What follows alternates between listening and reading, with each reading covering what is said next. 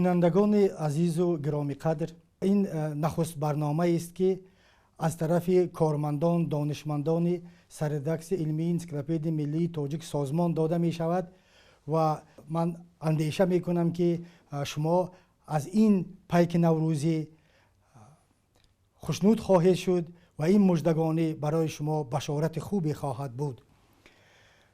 و نوروز که از قدیم الایام یکی از جشنهای برازیده مردم تاجیک است و همچنین در برابر مردم ما این جشن تمام مردم آریای تبار محسوب می‌یابد. با منزلت و اعتبار و ارجمندی خود خیلی معروف و مشهور هم می باشد و همین معروفیت نوروز است که از سخن به واسطه خود نوروز، یعنی از نام نوروز، از کلمه نوروز نیز هویداست که خیلی واژه زیباست و همین واژه تاریخی که هنوز در زبان پهلوی نیز وجود داشت و در زبان پهلوی به نام نوک روز یا که روز نو و همچنین در زبان عربی هم در شکل نیروز آمده که باز هم همون نوروز است و در تمام دور زمانها، در تمام زبانهای دیگر، در تمام مردم حوزه نوروز نیز همین کلمه نوروز به همین نام یاد می شود و به همین نام جشن گرفته می شود. نوروز در بین دو عید دیگر معروف مردم آریا تبار که مهرگان صدد نام دارند ارج بلندتر دارد، به خاطر آنکه نوروز از تنگنای تاریخ، از تمام محدودیت ها، از تمام مشکل ها، از تمام مانع ها بیرون آمده و امروز با دایره یا که به سلسله جهانی وارد شد و امروز ما فخر از آن میکنیم که نوروز جهانی است. نوروز با همین جوانی خودش که منادی زمین و زمان جوان است باز هم بلندتر و بلندپروازتر خواهد شد.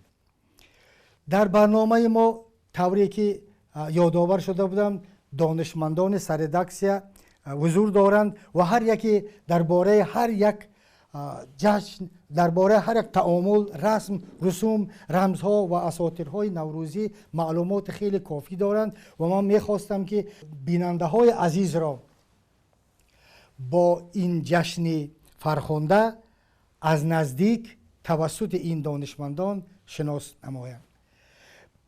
به همین خاطر از فریدون محمدالله مدیر ردکسیه زبان و ادبیات تاجیکی سردکس علمی انسیکلوپدی ملی تاجیک خواهش میکنم که درباره جشن نوروز و عکس‌اندازی آن یا که توصیف نوروز در ادبیات، در نظم کلاسیکی ادبیات فارس و تاجیک چند سخنی برای بیننده های محترم ابراز داشته باشد. البته جشن نوروز، تجلیل روز عید نوروز یکی از سنت های اجدادی و سنت های باستانی تاجیکان و شمار می رود. ملت تاجیک ملت باستانی قدیمه، یک ملت دارای تمدن جهانی در عالم پذیرفته شده است و این ملت جشنهای باستانی دارد که یکی از آنها نوروز عجم یا نوروز باستانی است.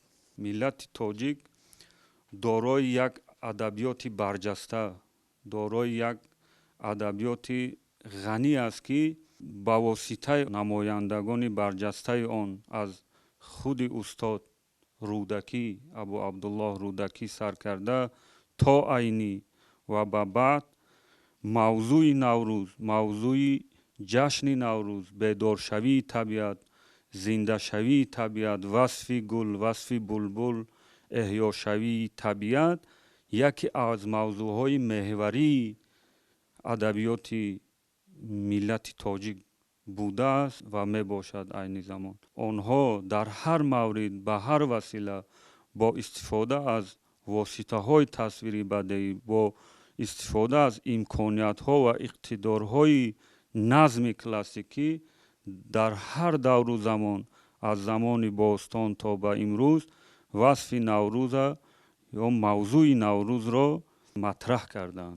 нақши адибон, нақши нозимони адабиёти мо дар тамаддуни башарӣ бо доштани зиёда аз 20,000 шоири соҳибдевон бар тамоми ҷаҳон, бар тамоми дунё ҳушдор доданд, ки ин миллат дар баробари дигар расму оинҳо, ҷашну маросимҳо як идди муқаддас дорад, ки он бо номи наврӯз машҳуру маъруф аст. ва агар яке аз вижагиҳои ҳамин ҷашни наврӯз хусусиятҳои солшуморӣ, яъне будани иди сари сол бошад ва ба кишоварзиву барзгарӣ вобастагӣ дошта бошад, дар баробари дигар намояндагони адабиёти мо мефармоянд, ки ин ҷашн аз замони бостон ба мо бадон ваҷҳ ба мерос мондааст, ки мо панд ва ахлоқ гирем, ки ин наврӯз як ҷашни таъмини хати ягонаи ваҳдат аз замони бостон то ба имрӯз барои форсинаژодҳо, хусусан барои тоҷикон аст. устод абу абдулло рӯдакӣ дар як порчае бибинед чӣ хел зебо вобаста ба баҳор, вобаста ба наврӯз, ба омадани наврӯз, ба хондани булбул дар васфи гул чӣ хел зебо мефармоянд, ки бихандад лола дар саҳро ба сони чеҳраи лайло, бигиряд абр бар гардун ба сони дидаи маҷнун. бибинед дар ҳамин як байт ҳама унсурҳои адабӣ, ҳам воситаҳои тасвири бадеӣ, ҳам ташбеҳ, истиора, тамоми навъҳои гуногуни адабӣ ба кор бурда шудааст. дар ин ҷо овардани симои лайло баргирифта аз симои бонуи тоҷик, бонуи зебои тоҷик аст, ки чӣ хел дар айёми баҳор хушрӯву хандончеҳра мешавад. зиёда аз ин дар осори минбаъдаи шоирони мо, хусусан дар осори мавлоно ҷалолиддини румӣ бо тавсифи мавзӯъҳои наврӯз ва мавзӯъҳои вобаста ба иди наврӯз ва вобаста ба ҷашнҳои наврӯзӣ, омадани баҳор, бедоршавии табиат низ бисёр мавзӯъҳо матраҳ гардиданд.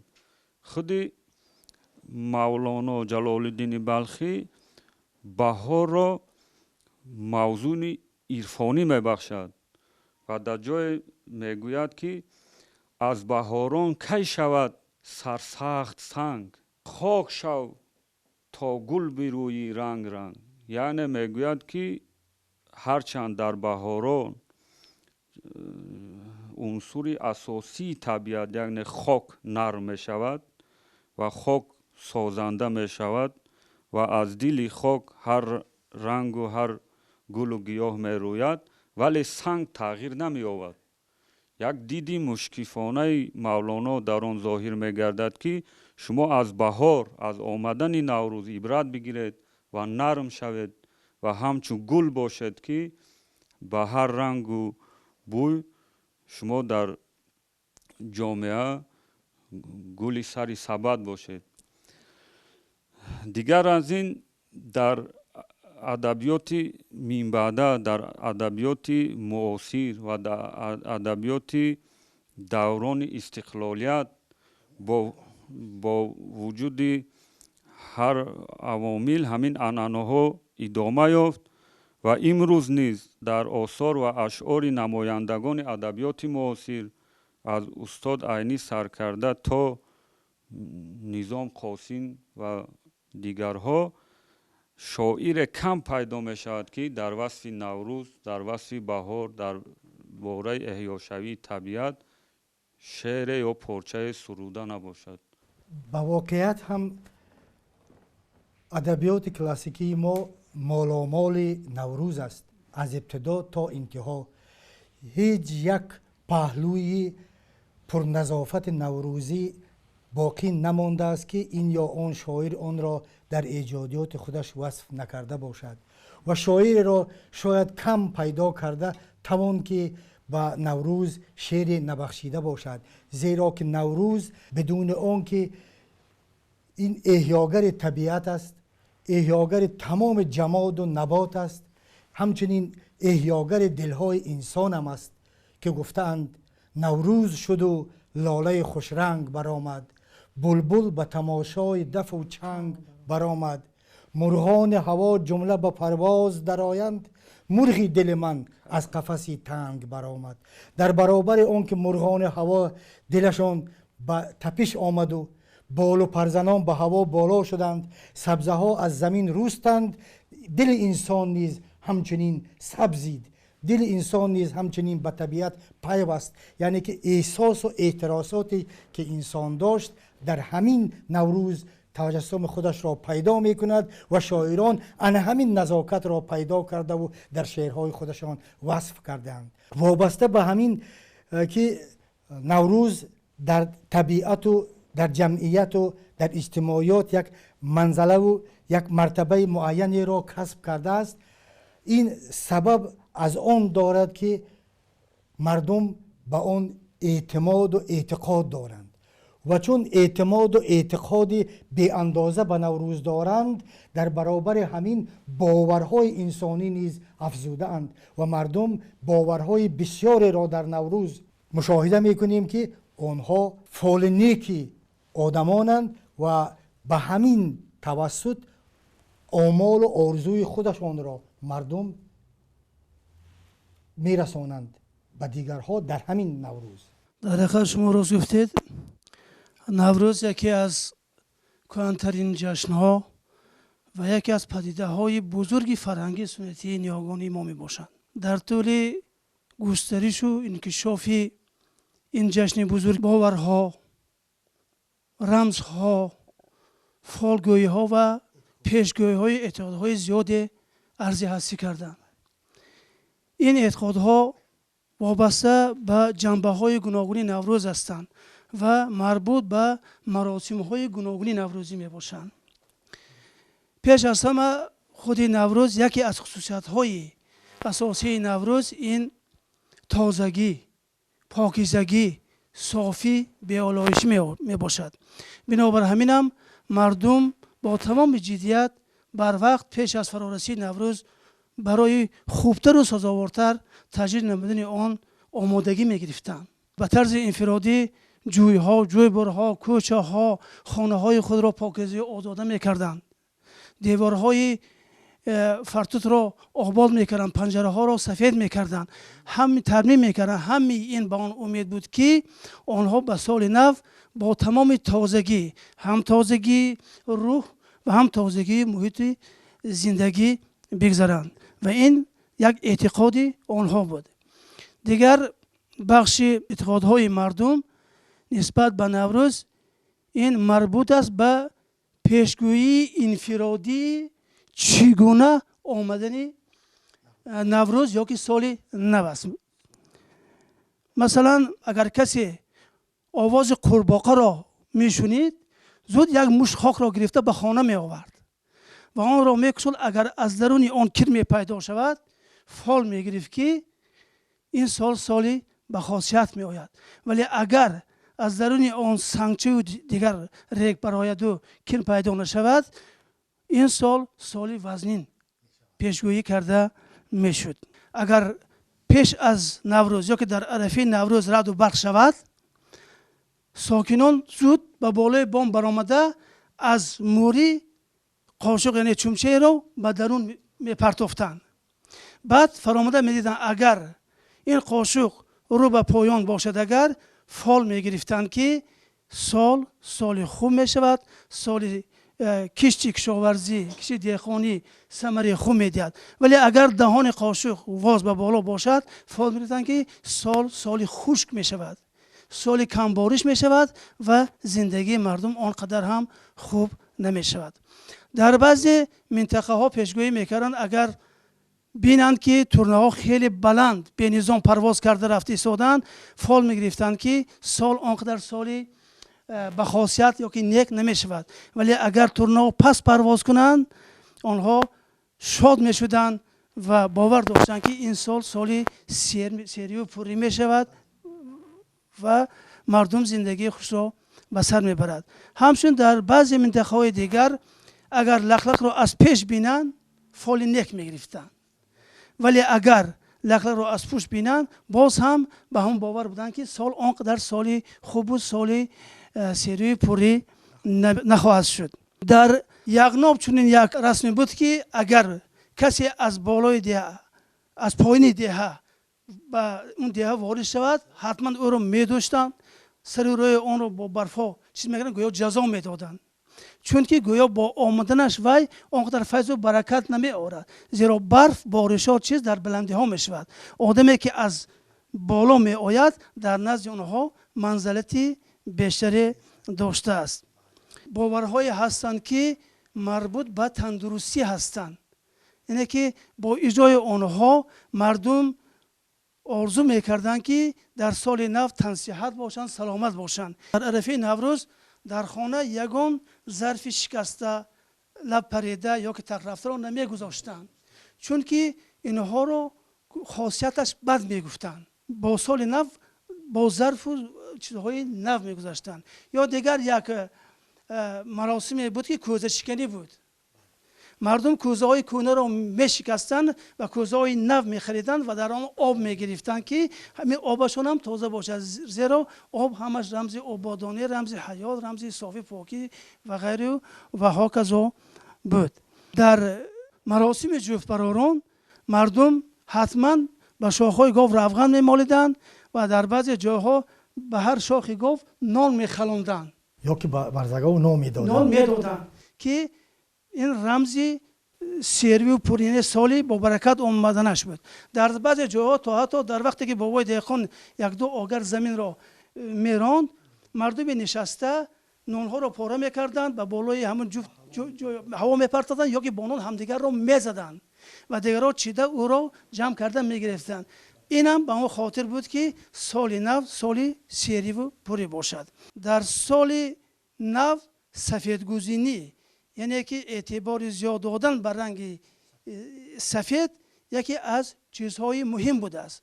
برای چی؟ زیرا سفید رمزی آسایش، رمزی صلح و صفا بوده است، رمزی نشاط و خرمی بوده است. بنابر همینم هنوز در دوره ساسانیان شاهان در صبح اول نوروز باز سفید را سر می دادند، یا که صبح نوروز را با نوشیدن شیر یا که خوردن یک پاره پنیری تازه آغاز میکردند. دیوارها را سفید میکردند. و شاه حتما در آبگینی نقرگین آب میبردند. این رمز امروز هم در ما هست، بخصوص در بدخشان این خیلی رایج است. در هر یک خاندانی بدخشان رسم سفیدگوزینی را بر علم مشاهده کردن ممکن است. یکم هر شخصی که به خانه درآمد شاخه بیت در دست دارد که وی سفید است و میگه شاگون بهار مبارک. صاحب خانه به وی برای شاخش برای شما مبارک گویان به شاخی همون بنفده بیت و به کفی وی قدر آرد میپاشد. قدر آرد میپاشد. در دسترخوانی یا که در خانه نوروزی بیشتر قریب که همه همون ظرفایی که میگذاشتن سفید بود، میوه هایی که میگذاشتن سفید بود. بیشتر از شیر و برنج خوراکیات تر میکردند. سنجید و سیب میگذاشتند چون که درون آنها سفید است. و حتما لباس های سفید، بیشتر لباس های سفید پوشیده و جشن و نوروزگاه ها میرفتند. همین باورها به خاطر یک چیز بوده است که سال نو سال خوش آید، سال با برار آید، سال سیری و پری آید.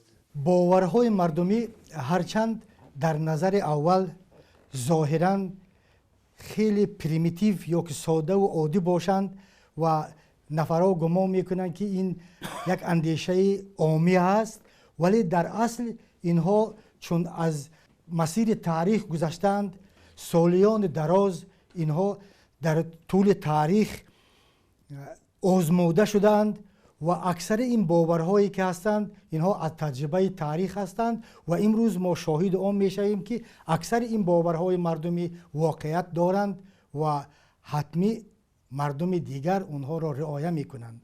مردم تاجیک اکثرا این مراسم بختگشایان را در عرفه نوروز یا که در روز چهارشنبه آخر میگذراندند، زیرا باور داشتند که در نوروز هر چی که آنها اگر خواسته باشند از درگاه از جانب خداوند مستجاب میگردد. بنابر همینم در روز چهارشنبه بگاه چهارشنبه سوری دخترانی که بختشان به اصطلاح بسته است در گردنشان قفل را آویزان میکردند و در سر چهارراه میایستادند و از راهگذر خواهش میکردند که اون قفل را گشاید، گویا با همین بخت اینها گشاده میشد. یا گروه دیگری بودند که در همین بگاه چهارشنبه آخرین قلف دو دندان را در زمین میگذاشتند در نزد در همون خانه یک همسایه و از پشت در گوش میکردن. این فالگوش میگن در ایران با نام فالگوش. به صحبت اونها گوش میکردن. اگر صحبت اونها موافق با اون خواسته که در دلش هست، آرزوی در دلش باشد، اونها وقتی خودشون را کشاده حساب میکردن. ولی اگر سخنهای را مربوط به خواستهای اونها نباشد میگفتن که در حقیقت بحثشون بسته بوده است. باز یک چیز دیگر بسیار رایج بوده است، فال کوزه. این را با نام فال حافظ هم میگویند. در همون جمع در روز نوروزی می نشستند و هم چند کسی که اهل نشست است چیزی از خود گوشوار یا که چیز را میداده است به اون کوزه می انداختند و اون کسی که صدری همون نشست جمع باشد با نوبت از اون محفل از اونجا همون چیزها را یک یک میکشیده است و از کسی که باشد از دیوان حافظ را میکشاده است و غزله یا بیت میخوانده است و همون اگر موافق با همون آرزو نیت وی باشد گویا که آرزویش برآورده میشده است. یعنی ببینید که نهایت زیاد هستند این باورها و چون گفتن این یک چیز خوش خالی نیست، این یک جهان بینی مردم ما، اعتقاد مردم ما بود در همون دور و زمان. نوروز هرچند عید عموم بشری است، هرچند عید تمام مردم محسوب یابد هم بیشتر نوروز را کودکان طفلان انتظاری میکشند، ولی با وجود همینم باز هرچند مردان و زنان برابر در تجلیل جشن نوروز شرکت داشته باشند، لیکن باز هم ما مشاهده میکنیم در دوام سالیان که خودمون بیواسطه با دیده های خودمون نوروز را دیده ایم که موقع زن در تجلیل جشن نوروز نسبت به مردها بیشتر است. زن مادر من، مادر تو، مادر عام است. زن از طرف عرش به ما عرض پیام است و انا همین مرتبه و منزلت زن است که در نوروز نقش زن نسبت به مرد بیشتر است و حتی ببینید که هنگام سمنک پزی مردها را راه نمیدهند که این هم بسیار جالب است، این حکمت خودش را دارد. و من از صلیبانو خواهش میکردم که درباره انا همین موقع زن در تجلیل جشن نوروز یک دو سخنی برای بینندگان گرامی گفته باشند. در همه دو زمان هم زنها سرکارند، لیکن در نوروز به فکرم باز هم سرکارتر، چون که باید که پیش از همه خانه ها رو آماده کنند، با کودکان لباس های پیراهن نو دوزن، دسترخوان کشایند، مهمان نوازی با تیاری بینند، باز عیادت برفتن در کار. بسیار زنهای ما سرکار میشوند، مسئولیت بیشتری دارند. مسئولیت بیشتری در بسر زنها هست، چون که خودتون گفتید که من سومالک پزی منم چند مراتب اشتراک کرده بودم. بسیار کاری سنگین است، چون که و کوفته می ایستید قریب یک روز و یک شب و رو می جوشانید و کوفته ایستادن در کار که و تگش نگیرد، از سبزاندن و کاری خیلی بسیار دارد. لیکن چقدر چیزی به مزه. وقتی که همین مادر کلان هم خیلی سومالکوه میکردن، بعدی که پگاهش تقسیم میکردن ما همه میگفتیم علاقه تمام شد، چی به همه با تقسیم کردیم؟ میگفتن این همین باید که ما سومالک رو تقسیم کنیم، چون که حکمتش هم در همین است. ما میگفتیم هم مهنت کردیم لیکن ما با کم رسید، چون که چیزی خیلی بامزه میشه. حیران میشه که از یک سبزی کبود چقدر چیزهای با یک چیزی بامزه، یک چیزی شیرین برای همین در نتیجه مهنت ممکن در نتیجه نتیجه کوفتن هم خیلی چیزی خیلی بامزه میبراید. وقتی که خورد بودیم مادر کلانم همیشه دعوت میگفتن بیو خانه برارو میکنیم و بعد یک هفته عید میشه تیزتر تیاری دیدن در کار. خانه برارو این همه چیزای خانه همه اجهزه خانه رو بیرون میبراوردیم، خانه رو تقویم سفید میکردن، بعد یک تا بعد اوین شدن و تریز شدن و پرده شویی همه چیزها رو شده از نو خانه میدروردن که باید بعد زمستانی دور و دراز خانه همه چیز باید تازه آزاده باشد. از هفت سین باید آرایشتیم. البته ایادتی موی سفیدا برفتن در کار، بیماران خبر گرفتن در کار، لیکن این باز یک چیزهایی دارد که در حقیقت همسایه ها البته یک روز پیش از عید به همدیگر آش دراز میکردن که این یک مراعات کردن، یک حتی با کسی که تو گپ نمیزنی یا کمتر آزرده هستی باید که در همین روزهای عید بخشیده آنها را از همین چیزها باید تازه باشی، صاف باشی. البته چطور که هم پیشتر وای میکردن دخترها بسیار جمع میشدن، بسیار وقت همین عیدهای نوروز رو بیرون از شهر میگذراندن، چون که هم در جایی که کار آغاز می شود دخترها لپر بازی میگفتن بازی میکردن، بعد تخم ها رو رنگ کرده به کودکان زن ها تقسیم میکردن، بچه ها کودکان تخم جنگ میکردن. برای چی باشد که با همدیگر آب میپوشیدن یا پوشان نام دارد و حتما اگر جوی تازه آب روان باشد همدیگر رو با آب تیله میدادن. همین باز همین یک در یک جای خوندم که در همین وقتی که جویبارها رو پیشتر تازه میکردن مردها، در اون جایی که جویبار زهبر رو تازه میشدن چیزی که ویو میکردن 10-12 روز پیشتر میشده است. غیر از این همین عید نوروز همه وقت با مهمانای بسیار تجلیل کرده میشده است. از همین شهر و ناحیه های همسایه مهمانان می آمدن در همون عیدگاه ها، برای همین هر زن ها چیزایی که می داشتن می آوردن، بعد در یک دیگ بزرگ می پختن، آشی درویشان می گفتن، همون از همه چیزایی که همه خانش می بیارد در همون دیگ کلان پخته به همه بعد تقسیم می کردن. بعد رقص بازی، این حتما رقص بازی، بعد حتی من طوری که نوریدین گفتن همه ارزو فال بینی میکردن.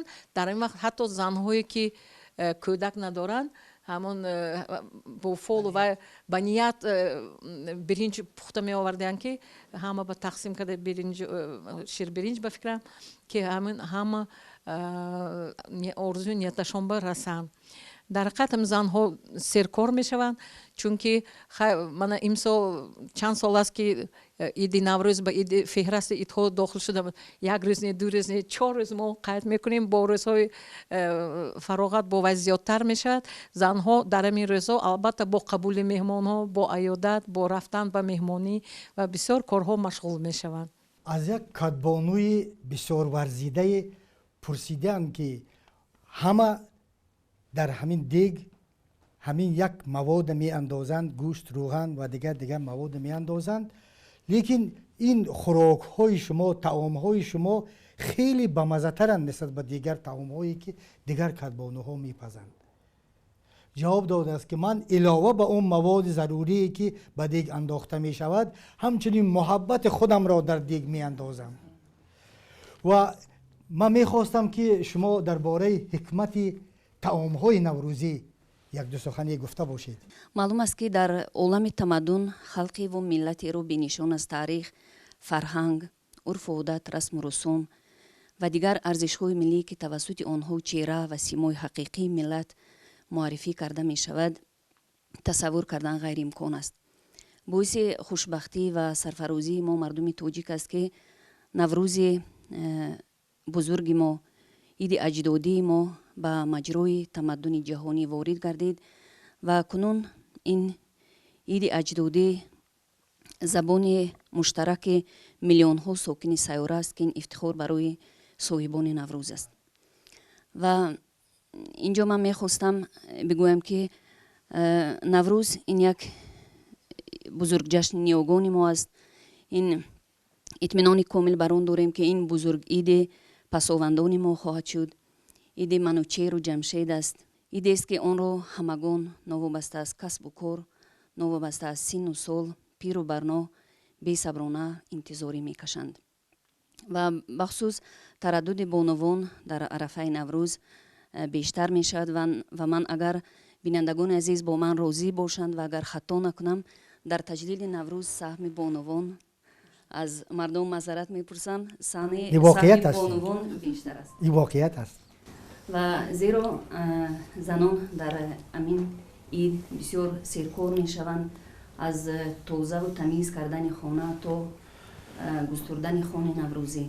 онҳо аз амон ғизоҳои хоси наврӯзӣ, он таомҳои миллӣ ки хоси наврӯзи бузург ҳастанд, онҳоро омода месозанд ва дастурхони наврӯзиро ором медиҳанд ва гирди амон хони наврӯзӣ аҳли хонавода, хешу таборони наздик ҷамъ меоянд, ба чашмони ҳамдигар бо меҳру муҳаббат назар меандозанд, гуноҳҳои ҳамдигарро мебахшанд. Шояд ин ҳам як ҳикмати бузурги наврӯз бошад ки сари як дастурхони наврӯзӣ, дастурхони идона ҷамъ меоянд. Хулас, бонувон ба наврӯз, ба ин ҷашни бузурги аҷдодӣ эҳтиром ва эътиқоди хеле беандоза доранд. Зеро ин идест ки дар ҳамин ид маҳз ҳамаи он расму русум, ҳамаи он урфу одат ки аз модарон, аз бибиҳо ва бахусус аз бонувони аҳди қадим ба ёдгор мондааст, маҳз дар ҳамин ид вай зинда мешавад, ба ҷилва меояд, бори дигар ба маърази аҳли олам гузошта мешавад. ва бешубҳа мегӯям ки наврӯз ин ноқилест ки афроди кунунии марзи ориё бо гузаштагони онҳо пайванд мекунад.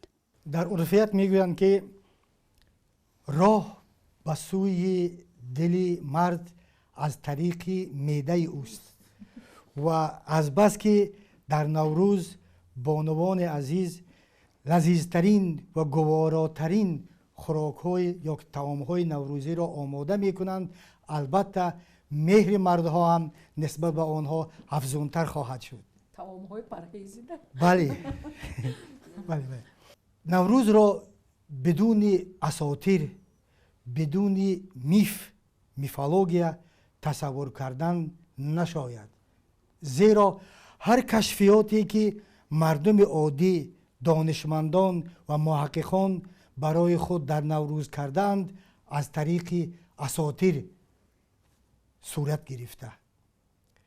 ва некрӯзҷон ки ба асотири наврӯз машғул аст, мехостам ки анамин ҳикмати асотирии наврӯзро ё ки наврӯз дар асотир ё асотир дар наврӯзро барои бинандагони гироми қадр ироа мекардем.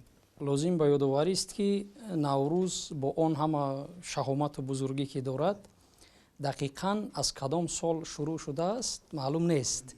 яъне мадраки асосӣ ки мо ба он такя карда ва аз он таърихи наврӯзро месозем худ устураҳо ҳастанд ва бештари ин устураҳо аз ҷониби шоирону бузургону нависандагони классики мо дар осори худ навишта шуданд, оварда шуданд. аз ҷумла ҳаким абулқосими фирдавсӣ, саолабӣ, ибни балхӣ ва монанди инҳо дар асоси асотири мавҷуда таърихи наврӯзро яъне сохтаанд. тибқи асотири мавҷуд ва дар асоси ривоёти шоҳнома ки ҳаким фирдавсӣ мегӯяд, чунин ҷашни фаррух аз он рӯзгор бимонда зиён хусравон ёдгор.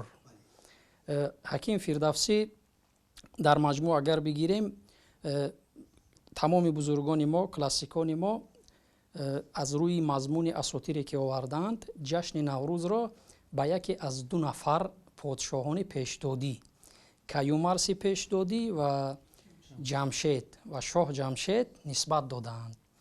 тибқи нигориши ҳаким фирдавсӣ, шоҳ ҷамшед пас аз он ки аз корҳои бузурги бунёди давлат фориғ мешавад ва тамоми аркони давлати худро фароҳам мекунад ва ба онҳо мегӯяд ки шурӯъ аз ҳамин рӯз таърихи нав шурӯъ мешавад ва ин рӯз рӯзи нав аст ва ин моҳ моҳи якуми фарвардин буд.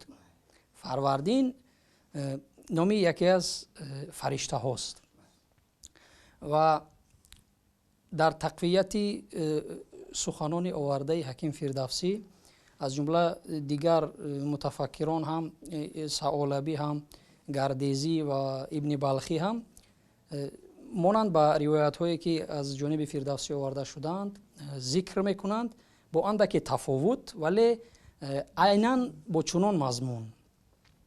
аз ҷумла яке аз мутафаккирони бузурги дигари классики мо ки бо такя ба асотир бештар муфассалтар дар хусуси наврӯз сухан гуфтааст, ин абурайҳон берунӣ аст.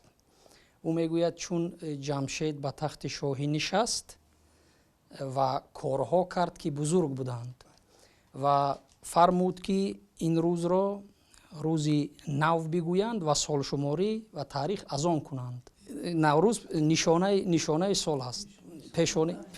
дар як ҷо нишона гуфтааст, дар як ҷо пешона гуфтааст. монанд ба ҳамин боз се ривоятро абурайҳон берунӣ овардааст. яке ки ин ки гуфта шуд ки пас аз фароғат аз корҳои давлатдорӣ наврӯз бунёд гузошта шуд ва дигар ин ки мегӯяд вақте шоҳ ҷамшед дар худ тахти бузурге дошт ва дар ин ҷанбаи устуравӣ бештар аст. мегӯяд чун девон он тахтро бардошта дар давоми як рӯз аз дамованд ба бобил бурданд ва мардум чун инро бидиданд ва он рӯзро ид карданд.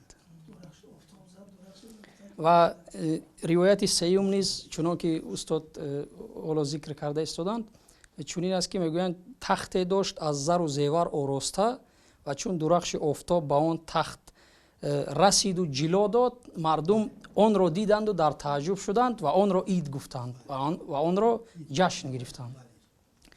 ва аммо устураи дигаре ки маъмулан дар наврӯзномаи ҳаким Умари Хайём омадааст, бунёди наврӯзро ё худ нахуст ҷашнгирии онро ба замони Каюмарси якум нисбат додааст. мегӯяд Каюмарси якум чун он бомдод ки хест офтобро дар дақиқаи аввали ҳамал дид ва гуфт ки ин рӯз рӯзи наврӯз бошад ва оғози сол бошад ва бадин тариқ солшуморӣ муқаррар кард то мардум онро бидонанд. устураҳои маъмуле ки вобаста ба наврӯзанд ҳамин ду назар аст ки гуфта шуд ва минбаъд мо аз нақшҳои барҷастаи тахти ҷамшед мушоҳада мекунем ки чӣ гуна дар замони ҳахоманишиён ин ҷашн бисёр бо шукӯҳу шаҳомати хосса таҷлил мешуд. ҳамон нақшҳое ки ҳадияҳо дар даст намояндагони ҳар минтақа ва ҳар халқият дар ҳузури шоҳ дориюш мераванд бо туҳфаҳои хос ба минтақаи худ. ин маросими бор ин айнан дар замони наврӯз сурат мегирифт. ҳар соле дар замони наврӯз сурат мегирифт. ин ҳамун як нақши айнӣ, яъне далели воқеии шаҳомати бузурги наврӯз дар замони ҳахоманишиён аст.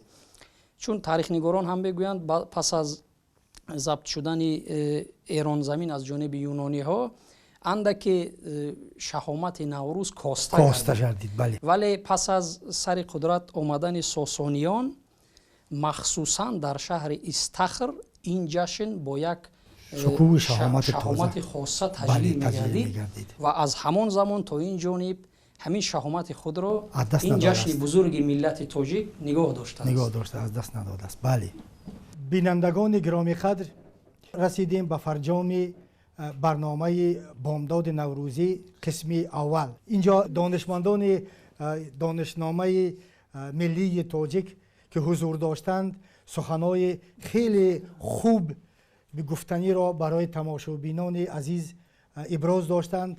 ман бовар дорам ки баъзе паҳлӯҳои норавшани ҳикматҳои наврӯз, фалсафаи наврӯз кушода гардиданд ва агар шуду бинандаҳои азиз аз ин чанд лаҳзаина маълумоти мо баҳра бардошта бошанд, мо сарфарозем. то қисми дуввуми бомдоди наврӯзӣ. худо ҳофиз.